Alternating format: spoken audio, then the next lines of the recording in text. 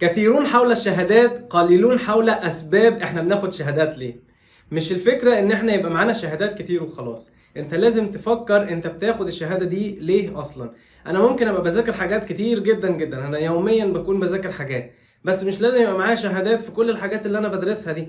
أنا بذاكرها عشاني أنا أصلا، لكن لو أنا هحط وقت وفلوس ومجهود في الشهادة يبقى أنا هحط استثمار، فعايز أشوف ال ROI Return on Investment، العائد على الاستثمار اللي أنا هحطه ده. فخلينا نستكشف كده مع بعض ايه هي الاسباب اللي بتخلي الناس تتجه انها تاخد شهادة دولية او محلية، شهادة متخصصة او شهادة عامة، ايا كان نوع الشهادة.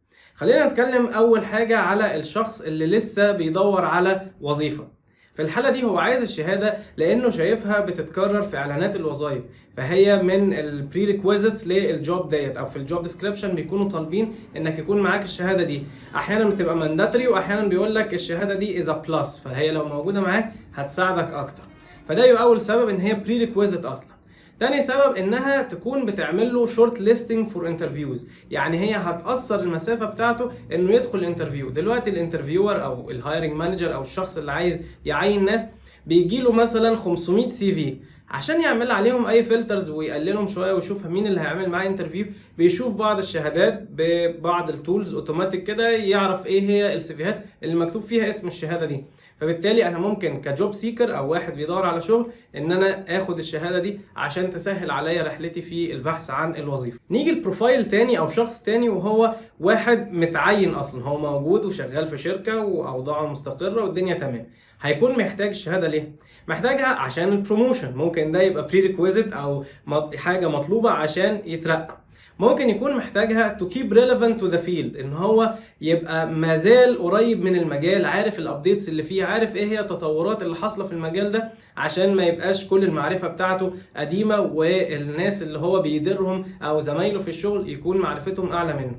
وتالت حاجة، ودي يمكن بتبقى السبب الكبير لناس كتيرة، وهو اللي بنسميها knowledge verification، ان هو يعمل verification او تحقق، ان هو يتأكد ان اللي بيعمله ده هو الصح فعلا. دي بتزود السيلف استيم او السيلف كونفيدنس، الثقة في ان اللي انا بعمله هو فعلا المطلوب، مش ان انا بجود من عندي او ان انا بعتمد على خبرات سابقة وخلاص.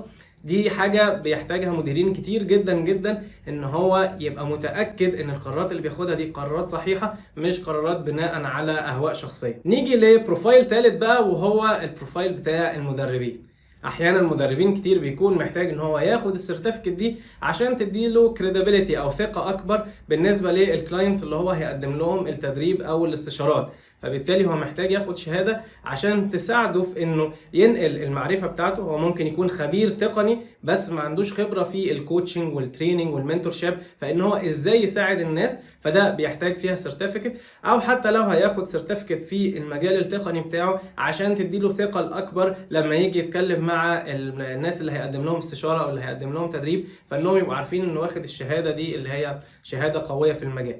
او ان هو يكون مضطر اصلا ياخد الشهاده عشان يبقى accredited trainer، يبقى هو ليه يعني بادج، او هو معتمد انه يقدم التدريب ده، فان هو يكون مدرب معتمد من جهه معينه عشان يقدر يقدم التدريب بتاعها، فهنا بيكون محتاج ياخد التدريب. هنا كده استكشفنا مع بعض ال ROI بانواعه المختلفه للشخصيات المختلفه، وده اللي بناء عليه بتقرر انت هتاخد شهاده ولا لا. مش مجرد ان انت معاك الفلوس والوقت فهتاخد الشهاده وخلاص وهنبقى نحتاجها وقت ما نحتاجها، لا، احنا قبل ما ناخد اي قرار بنكون دارسينه كويس.